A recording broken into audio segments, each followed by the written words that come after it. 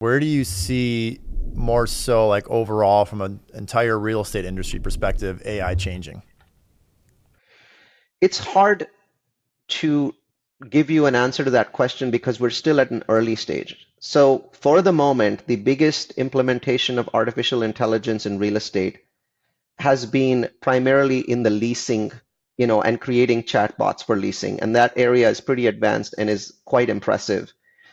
Elise is one of my favorites. Elise AI, Elise AI is really good. But now what's happening is, all of the property management companies are creating their own chatbots. So, Appfolio has one, and Yardi has one, and Entrada has one, and RealPage has one. So they're all doing their own. So I don't know how that's going to play out. But that seems to be one of the biggest uses. Now, within 12 months, we are going to have AI picking up phones at properties. I see no role for leasing agents. I think the moment ChatGPT 4.0 releases its new version of the conversational AI that they've been showing off on YouTube for about 3 months now. So if you haven't watched those videos, they're fascinating.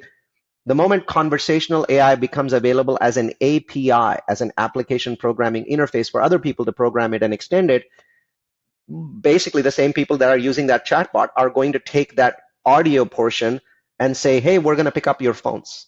So I expect that 5 years from now, no leasing agent in America will pick up phones. The phones will be picked up by AI.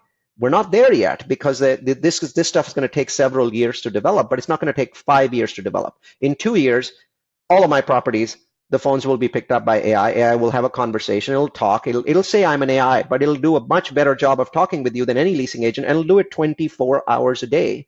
And it'll basically schedule you, and it'll send you an email and send you a text message, and it'll do all of those things. So I anticipate that leasing agent costs in the United States will decline by potentially between 50 and 75% over the next 5 years. That is the biggest, right?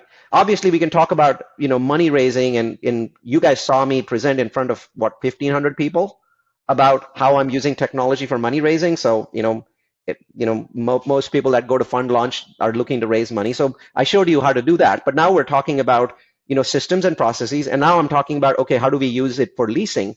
And the answer is, the technology is going to develop. It's not going to be anything Neil Bawa does. It's not going to be me being special or my AI being better than yours. None of that stuff is going to happen.